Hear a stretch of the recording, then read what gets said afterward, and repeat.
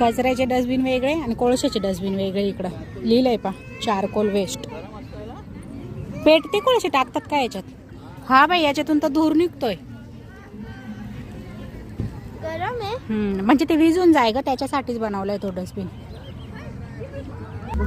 झाडं सगळीकडे लावतात हे लोक आणि मेंटेन पण करतात छान.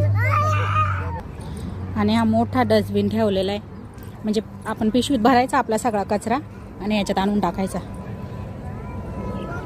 इकडं झाड बघितलं मी एक, तुम्हाला दाखवते मी कसं आहे. सी वेगळंच आहे ना, त्याचे पानं वेगळेच दिसतात. ते कसलं आहे माहीत नाही. कोणाला जर नाव माहीत असेल तर सांगू शकते. अंजीर सारखं ना, पण वेगळंच आहे. हुई सीताफळ लागतंय पानांवरून, पण काय माहीत. हे चिंचेच आहे पण चिंचा नाही त्याला. आम्ही असं एकदम मोकळ्या ढाकळ्या वातावरणात लावलंय टेंट. इकडं पार्किंग, इकडं गाडी पार्क केली आम्ही आणि समोर पण सगळे बसलेले. इकडं थोडं मोकळं वातावरण आहे, तर मी म्हटलं आपण इकडं मस्त कोपऱ्यात बसू झाडाच्या तिकडं. गॅसला हवा पण नाही लागणार. मी नाही लांबून पाहिलं, म्हणलं सापच आहे का काय. पाईप येतो ॲक्च्युली, पण त्याची डिझाईन तशी. पायांची मस्ती.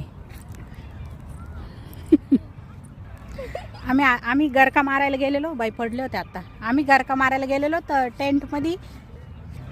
टेंटमध्ये गाणे चालू ठेवून गेलेलो आम्ही. आवाज येतोय का तुम्हाला?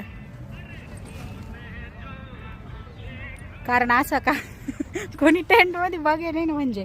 पण इकडं तसं पण कोणी कोणाच्या वस्तूला हात नाही लावत, कोणाला पंचिती नाही राहत. वरून वल्लच आहे ना, ते सुकून जाईन वांधा नाही. दवबिंदू सारखं वल्ल झालंय ते. असं प्लास्टिक आहे ना, तर ते सुकून जाईन. अरे अलकुद्राला तर जबरदस्त वल्ल. तिकडं दवबिंदू पडलेले ना. 5 वाजता कॉफी.